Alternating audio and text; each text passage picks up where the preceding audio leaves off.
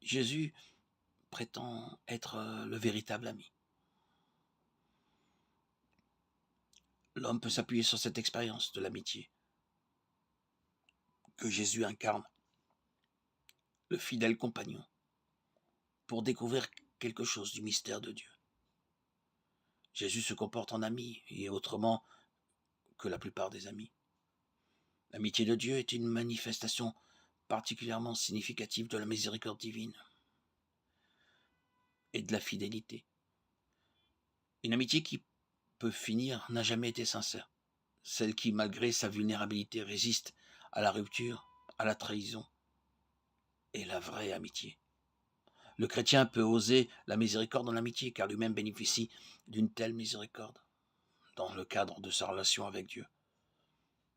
Elle nous rend plus humains et nous permet de mieux comprendre les textes qui évoquent l'amour de Dieu.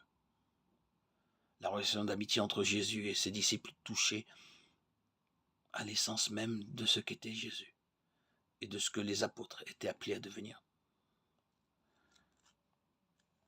Jésus nous appelle plus serviteurs, mais amis. Le Christ, ayant peu avant sa mort ajouté cette parole comme un commandement nouveau au commandement de l'amour de Dieu et du prochain. On peut penser que l'amitié pure, comme la charité, enferme quelque chose comme un sacrement. Le Christ a peut-être voulu indiquer cela concernant l'amitié chrétienne quand il dit « Quand 2 ou 3 sont réunis en mon nom, je serai parmi eux ». L'amitié pure est une image de l'amitié originelle et parfaite, qui est celle de la Trinité et qui est l'essence même de Dieu. L'amitié est la connaissance d'une identité dans une confirmation de ce que chacun a conscience d'être profondément. Elle permet la prise de conscience de la beauté que nous portons, parfois sans le savoir. Mon ami est celui qui me connaît. La reconnaissance évoque aussi la gratitude éprouvée en pensant à ses amis. Elle ne s'attache pas tant à tel ou tel geste, mais à l'ami pour ce qu'il est. Toutefois, cette reconnaissance ne suffit pas. Sa réciprocité est nécessaire. En là réside l'amitié. Dieu est le Dieu du cœur de l'homme. Et rien ne nous empêchera d'aimer, de vivre une amitié. Lorsque notre cœur aspire à vivre dans l'amour de Dieu. Cette expérience de l'amour de Dieu qui sauve, omniprésente dans notre vie, qui est une libération, qui marque toute notre existence, qui nous permet de vivre toute amitié. Jésus nous aide à vivre ces amitiés, à vivre ces nouvelles élans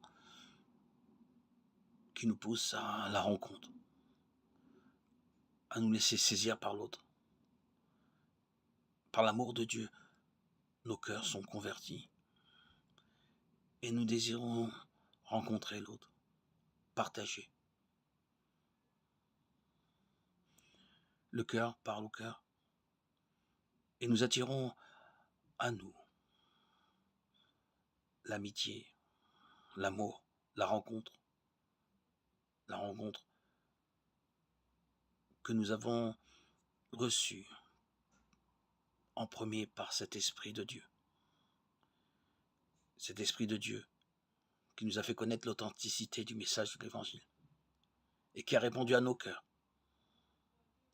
Nous ne sommes plus jamais seuls et nous recherchons à partager ce message à travers de nombreuses amitiés. Par les amitiés que nous trouvons, que les nouvelles amitiés que nous pouvons rencontrer, on aspire à partager cet amour, ce message de l'Évangile.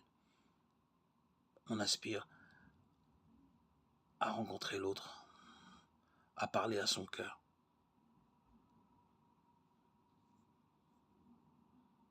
Comme Dieu a parlé à nos cœurs.